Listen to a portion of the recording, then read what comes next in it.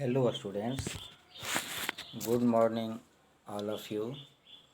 Today I Rabindra Mohan Mishra from Sri Jagdamba Sanskrit College Batho am taking the class of Shastri second. Today we see the question and answers from the play from the novel The Old Man and the She.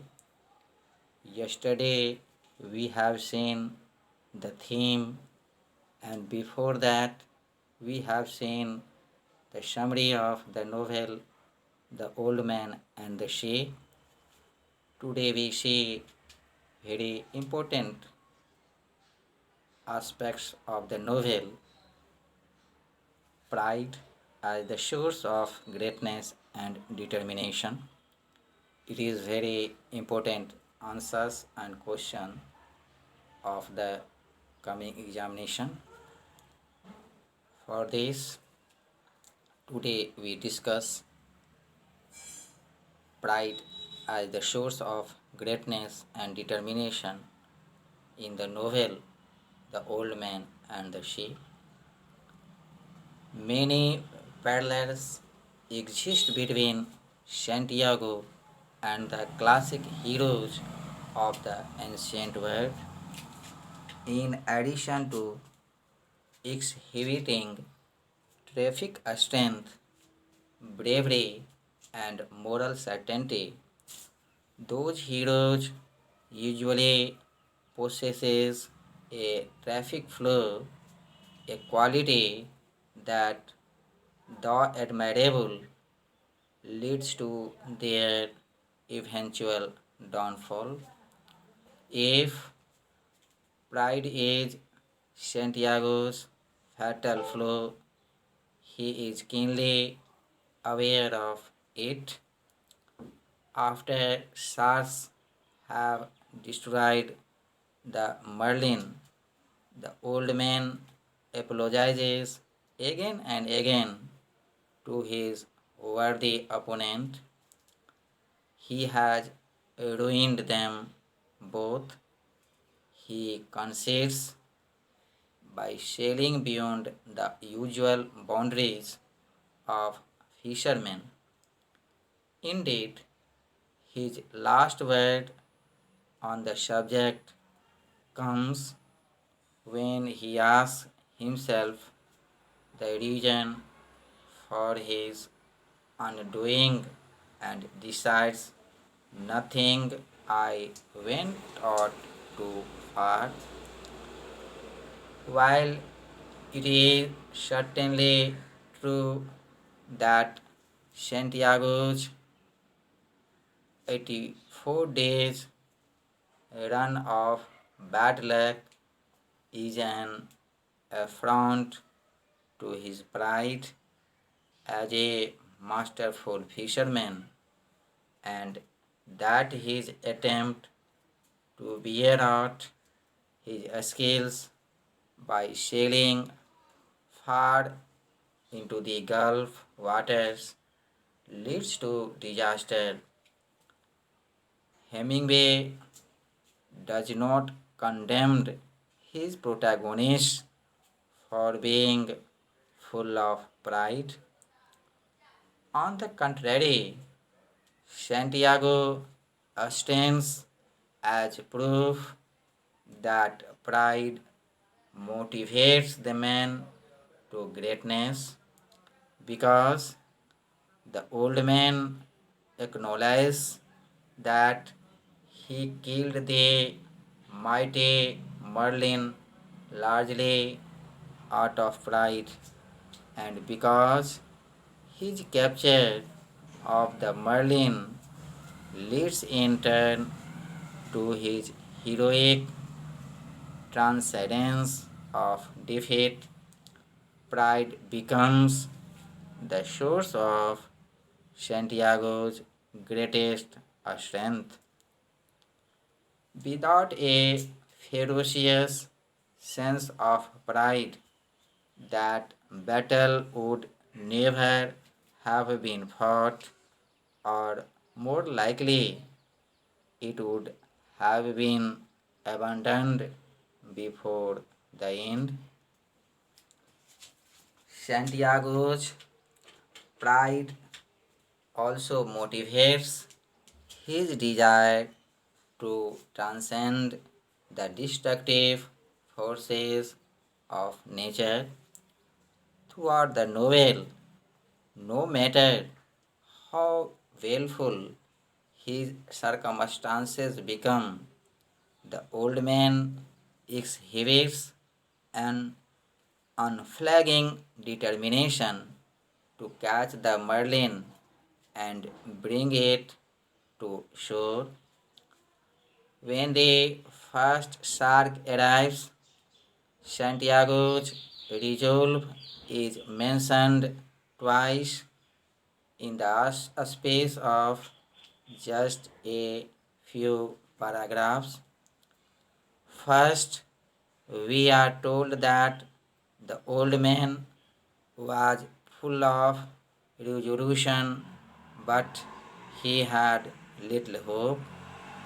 Then, sentences later, the narrator says he hit the shark without hope but with resolution.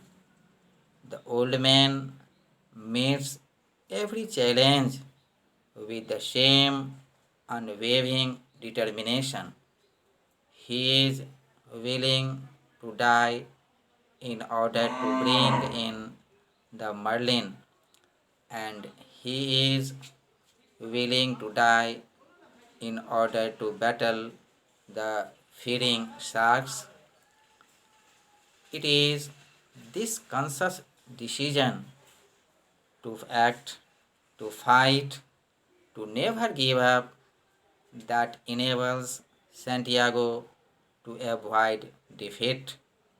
Although he returns to Havana without the trophy of his long battle, he returns with the knowledge that he has acquitted himself proudly and manfully.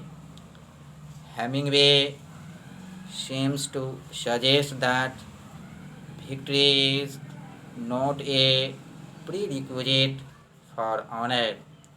Instead, glory depends upon one having the pride to see a struggle through to its end, regardless of the outcome. Even if the old man had returned with the Merlin, in fact, his moment of glory, like the Merlin's myth, would have been short lived. The glory and honor Santiago accused comes not from his battle itself, but from his pride and determination to fight. The novel suggests that it is possible to transcend this natural law. In fact, the very inevitability of destruction creates the term that allow a worthy man or wished to transcend it. It is precisely through the effort to battle the inevitable that a man can prove himself. Indeed, a man can prove this determination over and over through the worthiness of the opponents he chooses to face. Santiago finds the Merlin worthy of fight just as he once found the great Negro of San Hugo's worthy. His admiration for these opponents bring love and respect into an equation with the death as their destruction becomes a point of honor and bravery that confirms Santiago's heroic qualities. One might characterize the equation as the working out of the statement: because I love you, I have to kill you. Alternately, one might draw a parallel to the poet John Keats and his insistence that beauty can only be comprehended in the moment before death, as beauty bows to destruction. Santiago the destroyed at the end of the novella is never defeated. Instead, he emerges as a hero. Santiago's struggle does not enable him to change man's place in the world. Rather, it enables him to become very effective and courageous, even respectable person in the eye of the readers and the listeners. It is difficult for Merlin to see his friend suffer and struggle, especially when he knows he can help to appease his young friend. Santiago accepts a small offers of assistance while at the same time reassuring Merlin that there is no reason to worry about his ability on the water, regardless of Santiago's resolution. Merlin finds it extremely difficult to see his friend come to shore each day with empty handed. This is very sad thing to see or hear a friend like Merlin about the Santiago, since he longs to face with his friend once again. Merlin continues to plan for ways to improve Santiago's luck on the water.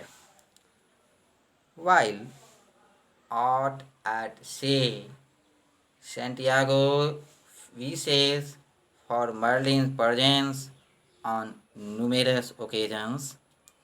These external wishes for Merlin's company demonstrates not only how much the friendship means to Santiago, but also how much he needs that friendship during the